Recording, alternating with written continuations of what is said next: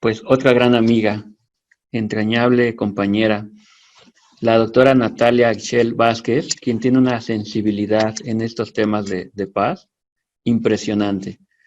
Ella es licenciada en Ciencias de la Comunicación con mención honorífica. Es maestra en Estudios para la Paz y el Desarrollo por la Universidad Autónoma del Estado de México. Es doctora en Estudios Internacionales de Paz, Conflictos y Desarrollo por la Universidad Jaume I de Castellón, en España, donde ella obtuvo el cum laude y el Premio Extraordinario de Doctorado. Actualmente es coordinadora de la Maestría en Estudios para la Paz y el Desarrollo de la Universidad Autónoma del Estado de México. Su línea de investigación se desarrolla en la comunicación, el desarrollo, el género, la paz y la cultura de paz. Adelante, querida amiga, por favor. Muchísimas gracias. Antes que nada, quiero enviar un agradecimiento muy especial a Jumpaz por todo el esfuerzo que hace para que el día de hoy estemos aquí reunidos en un diálogo y que podamos intercambiar, digamos, las distintas experiencias que nosotros hemos tenido en el trabajo de la cultura de paz. Muchísimas gracias al licenciado Edgar Martínez Novoa, quien me hizo la invitación. Yo me siento muy honrada de estar aquí con mis compañeras que son expertas en el tema, ¿no? Expertas en el proceso de educación y que me parece que juntas haremos un diálogo muy rico que nos permitirá como repensar y trabajar en todos los retos que nos quedan en la cultura de paz y en la educación para la paz.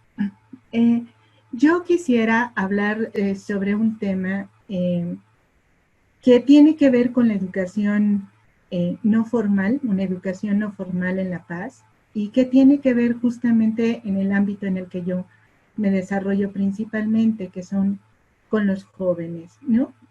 Quisiera recuperar dos conceptos o tres conceptos fundamentales. El primero tiene que ser el de desigualdad, el segundo tiene que ser el de juventud, el tercero tiene que ver con las narrativas. Y me gustaría abordar esto porque me parece que cuando hablamos de juventudes, en muchas ocasiones lo hacemos desde la mirada adultocéntrica. Y de repente no vemos quiénes son los jóvenes, ni cuáles son sus prácticas, ni cuáles son sus sentidos. Y que ellos tienen una manera distinta de narrar su realidad a partir de sus propias prácticas, a partir de sus propias identidades y a partir de una serie de códigos que igual nosotros no estamos como escuchándolos desde su propia voz, ¿no?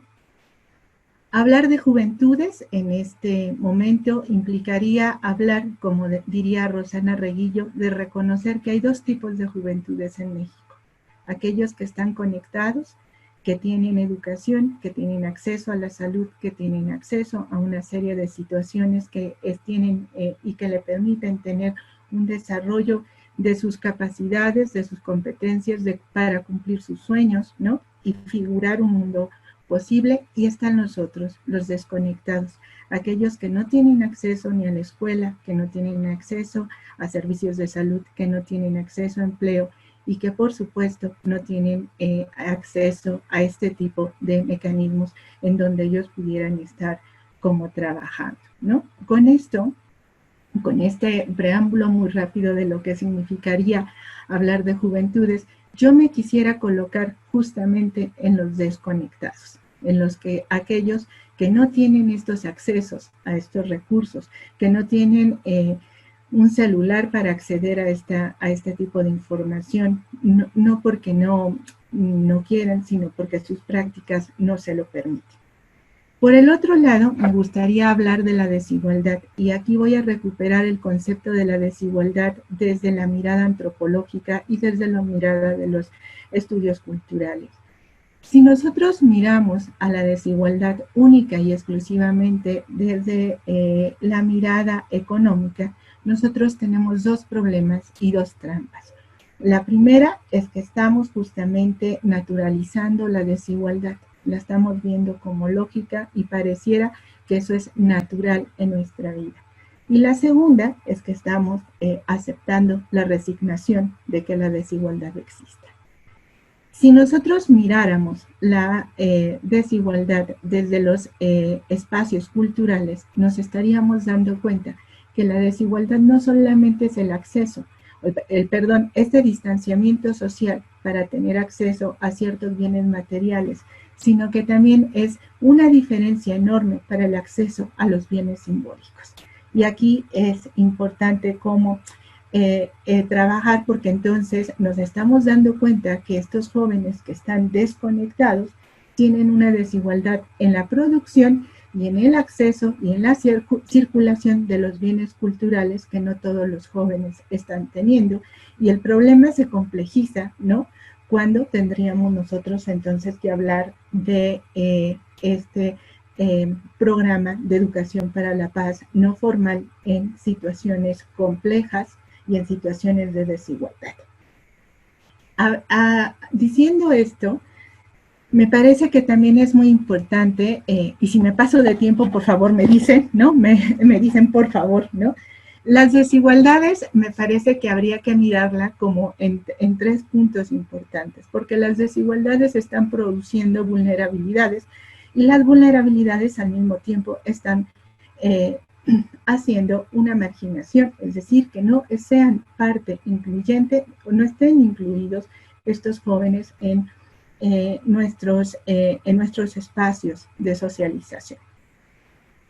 Es importante decir que esta desigualdad se maneja como en 3 espacios importantes. La primera es entender a la desigualdad como esta diferenciación de clase, de raza, de etnia, de género, pero también es importante entenderla como esta desigualdad de acceso a los bienes simbólicos.